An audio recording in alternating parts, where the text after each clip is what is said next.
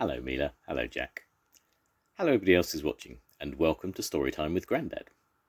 Today's book is from Noggin the Nog, and it is King of the Nogs. In the lands of the north, where the black rocks stand guard against the cold sea, in the dark night that is very long, the men of the Northlands sit by their great log fires, and they tell a tale. They tell of a prince, and how he built a long ship and sailed beyond the black ice at the edge of the world to bring home his bride from the land of the midnight sun. Noggin the Nog was the name of the prince. He was the son of Nut, king of the Nogs, the aged ruler of that land of dark forest and snow, which men called the land of Nog. Now, every morning King Nut would rise from his bed, put on his boots, and climb to the hill above the royal castle. At the top of his hill was a rock known as Nut's Seat. The aged king would sit on the seat, and as the sun rose behind the mountains, he would begin to worry. He would look down at the little town clustered around the castle walls, and he would worry about his people, and whether their roofs leaked, and whether they had warm socks this cold weather. He would look down on his castle, and he would worry about his son, Prince Noggin, and what would happen to his people if Noggin did not marry soon. For it is the law in the Northland that the king shall be married. The old king knew that if he died, Noggin would have to marry within 6 weeks of his death, or he would not become king. And then the crown would go to his wicked uncle, Nogbad the Bad. The people of the town would look up at the king, sitting there worrying, and they would say, "Don't worry, old king." But of course, the king would go on worrying just the same. Then one day, the king rose from his seat as if to go down to his castle. The people watched him, saw him shake and stagger and fall to the ground. The king was dead. Great was the sadness and loud the wailing. The flags on the houses were pulled to half-mast, and the great bell rang. All were sad, save one. In his black castle, Nogbad the Bad heard the distant sounds of sorrow and smiled a greedy smile. In the royal castle, Noggin's mother, Queen Grunhilda, rose from her bed and called for the prince. "Noggin," she said, "the time has come for you to choose a bride. I shall summon all the maidens of gentle birth to the castle within 7 days, and on the 7th day you shall choose your bride." Soon the sound of trumpets was heard throughout the land, as from the battlements of the castles, from the balconies of the tallest houses, the royal heralds proclaimed their message.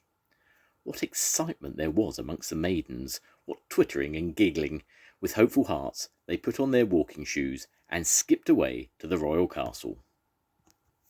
On the 7th day the maidens assembled, dozens of them, in lines across the hall. Slowly Noggin the Nog walked along the lines, looking with great care and friendliness.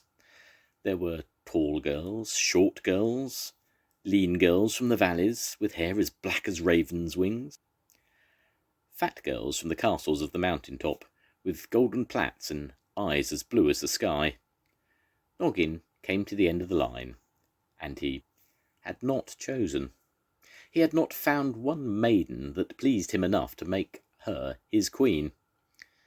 Standing calmly next to the very last maiden of all, Noggin saw a large green bird, a strange bird, the like of which he'd never seen before. "You are not a maiden, you are a bird," he said. "Your Highness is observant," said the bird as he bowed. "My name is Graculus. I have flown from the land of the midnight sun, and from my master, Nan of the Nooks, I bring you greetings and a gift." The bird took from under his wing a knife. He placed it in Noggin's hand. "Thank you very much," said Noggin. He looked at the knife. It was made from a single faultless walrus tooth. In the middle of the blade was carved the likeness of a girl's face. Noggin looked at the face, and he thought it beautiful.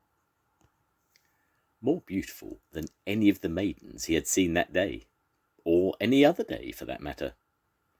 "Who is this maiden?" he asked. "It is the likeness of my master's daughter," said the bird. "It is the face of Nuka, Princess of the Noogs."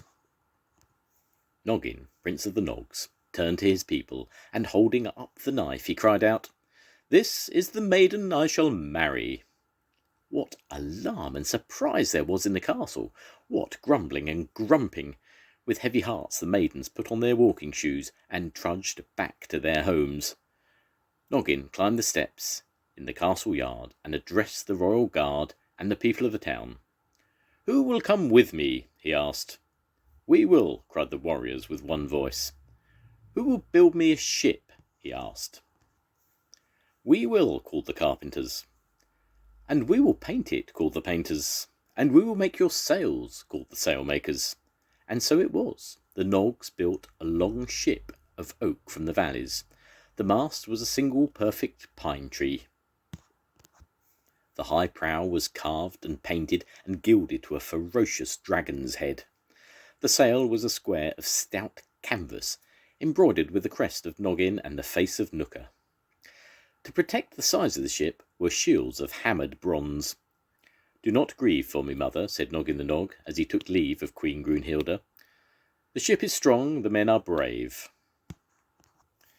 Graculus will guide us through the perils of the deep." So the ship was launched. Noggin and his band of warriors raised the great square sail with the crest of Noggin and the face of Nuka. The wind took the sail, and the ship moved away down the fjord towards the sea. The people watched from the quay and waved goodbye. Everybody was sad to see them go, and afraid for their safety and the long and perilous journey. Everybody save one. In his black castle on the hill, Nogbad the Bad looked down on the little ship, and he smiled. He knew that the journey to the land of the midnight sun was so long and dangerous that there was little chance of Noggin coming back. And as he thought of the royal treasure, the taxes and the jewels and the crown which would soon be his, he chuckled to himself. Ha ha ha! A good wind blew the ship away from the land of Nog. Night came. The helmsman lashed the steering oar to hold the helm to the North Star, and the band of Nogs sat around their stove in the canvas cabin and made hot buttered toast. All the next day and night the wind blew them on. Then one day the wind dropped, the sun came out, and it was really quite warm. As the sun set that night, a storm blew up. The wind howled in the rigging, the thunder roared, the lightning flashed, and the great waves tossed the little ship about like a cork. Graculus lay under his shelf, feeling very, very sick. The Nogs huddled round their stove and prayed that the ship would not sink. Morning came, the storm blew past, and all was calm. They hoisted the sail and looked at it. No wind came to fill it. It hung limp on the mast, and the ship stayed where it was. Still, in a calm, still sea. The captain of the guard, the fierce Thor Nogson, stood at the helm. "What do we do now, Noggin?" he asked. "Row, I suppose," replied the prince. The oarsmen took up their oars. "Which way do we row?" asked Thor Nogson. "Oh dear, I don't know," said Noggin the Nog. They could not ask Graculus, because he was too seasick to talk. So the Nogs took out their fishing rods and sat in the sun and fished. They did not catch anything, but it passed the time. "Land ho!" came a shout from the lookout. Not much land indeed, just a small, smooth, brownish grey island in the sea. "Row that way," said Noggin. They rowed over to the island, and Thor Nogson swung out on a rope and landed on it. "Oh, it's all soft and squodgy," he said. "And it's covered with a sort of brown grass stuff." Explore the island, said Noggin. Explore it? I can see all of it from where I'm standing. There is nothing here except this brown grass stuff. Dig some up, said Noggin. They threw Thor Nogson a spade. He put it to the surface of the island and dug. The whole island rocked under him. It reeled and shook, and one end of it rose up in a hill, letting out a great roar of pain. Earthquake! Shouted Thor Nogson. The hill turned on them, and it was a great head with fierce whiskers and long, sharp teeth. I say, do you mind? It said. That hurt. It was a gigantic walrus. Noggin knew there was only one walrus in the world as big as that. They had met Arup, king of the walruses. They greeted each other as kings do. And Noggin offered his guest refreshment. A ship's biscuit, perhaps. A ship's biscuit? Said the walrus. Why, yes, that would be nice. I'm feeling a little peckish.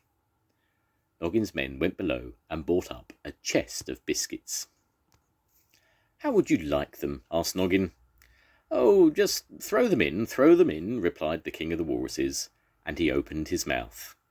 Noggin and his men picked up the ship's biscuits and threw them into the great mouth until the chest was empty. Then the walrus closed his mouth and chewed. Delicious. Haven't had ship's biscuits for years. Hi, what about me? Shouted Thor Nogson. Throw him a biscuit, somebody, said Noggin. No, I want to come back on board. You can't leave me on this monster all day. Manners, Thor Nogson, manners, said Noggin severely.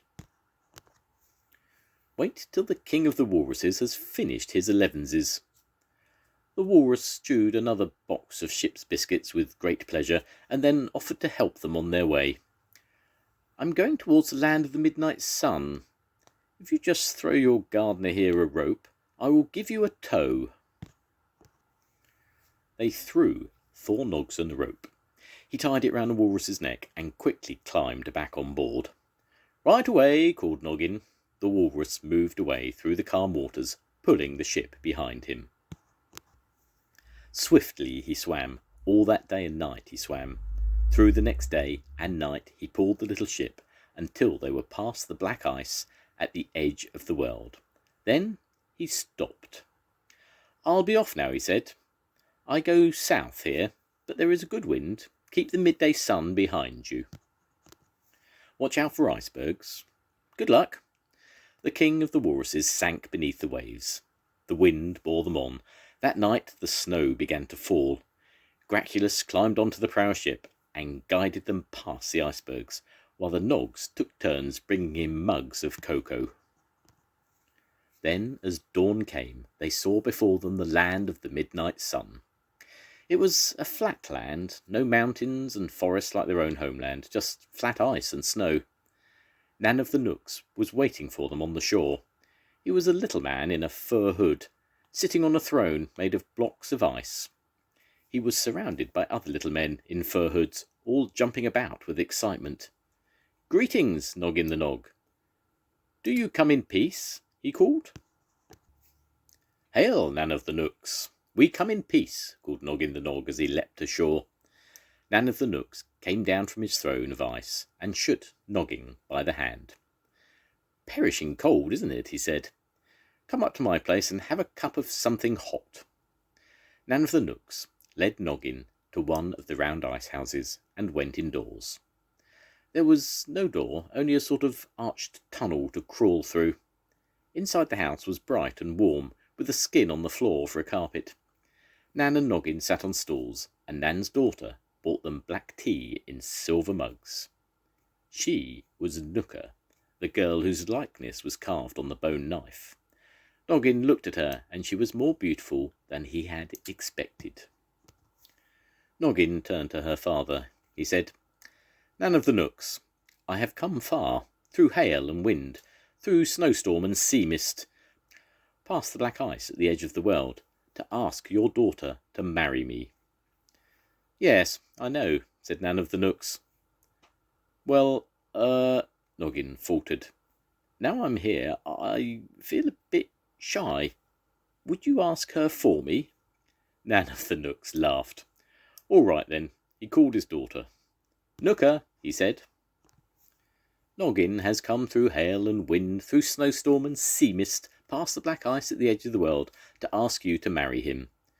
Will you marry him and be Queen of the Nogs? Yes, father, I will. There was great feasting and merriment in the land of the midnight sun.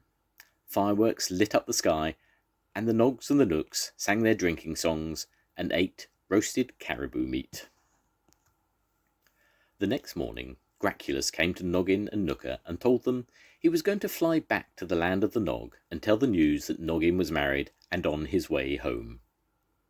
Otherwise, Nogbad the Bad was sure to try and seize the throne, so Graculus flew away from the land of the midnight sun. Noggin, Nan, and Nooker stood and waved until his strong green wings had carried him out of sight.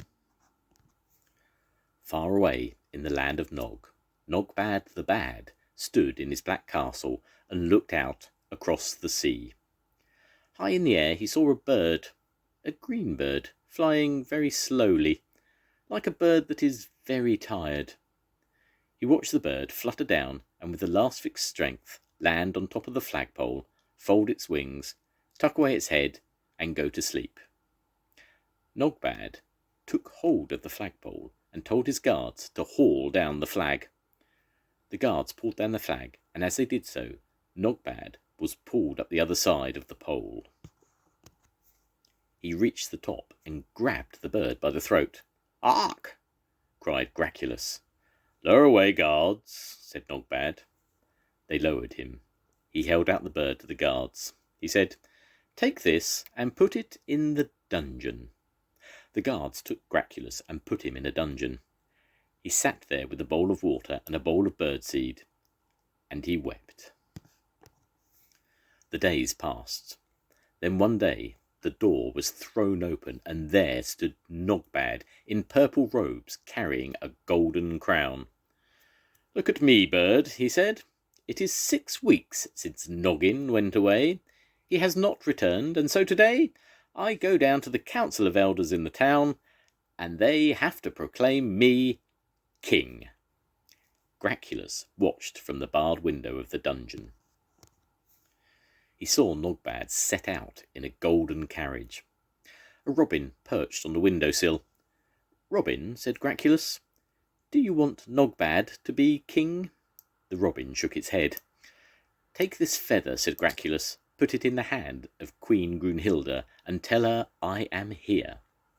Down in the town, Nogbad the Bad drove in state past the crowds of silent people. Nobody cheered or smiled, but Nogbad did not care. He thought of the royal treasure and the taxes, and he smiled to himself. In the royal castle, Queen Grunhilda stood alone by her window and looked out across the cold sea. "Alas, my poor Noggin," she sighed, and stretched out her hand towards the horizon. A robin landed on her hand. It was carrying a green feather. "This is one of Graculus's feathers," said the old queen. "Where is he?" The robin pointed with its wing towards Nogbad's castle. The queen wasted no time. She called the guards. "Take horses and go to the castle of Nogbad the Bad. Graculus is imprisoned there. This bird will show you the place. I am going down to the council of elders to deal with Nogbad." At the council of elders, Nogbad was explaining what a good king he was going to be, and how many extra taxes everybody would pay. Queen Grunhilda entered the hall. "Nogbad," she cried in ringing tones, "what is the penalty for obstructing the king's messenger?" "The penalty is banishment, Grunhilda." "Nogbad," she commanded, "go and pack your bags." The council of elders laughed, but Nogbad twirled his moustache and scowled. "Madam," he began, "I could have you thrown into the dungeon for insolence. But as you were once Queen of the Nogs, I will be merciful. I will let you go back to your castle, but you must stay there and mind your own business, for I am king." "Oh, no, you are not," came a voice from the doorway. There was Graculus, perched on the shoulder of the captain of the Queen's Guard. "Slink away, Nogbad, your time is up." And Nogbad slunk away. "Smoke!" cried the boy who sold winkles. "Smoke!" cried the harbour master. The signal fire on the headland was burning to show that a sail had been sighted. They saw a ship. It was tiny and far away, but Grunhilda, looking through the harbour master's telescope, could make out the crest of Noggin and the face of Nooka embroidered on the sail. Soon the ship sailed up the fjord to the harbour, where, amid great rejoicing, Noggin and Nooka stepped ashore to be greeted by their people.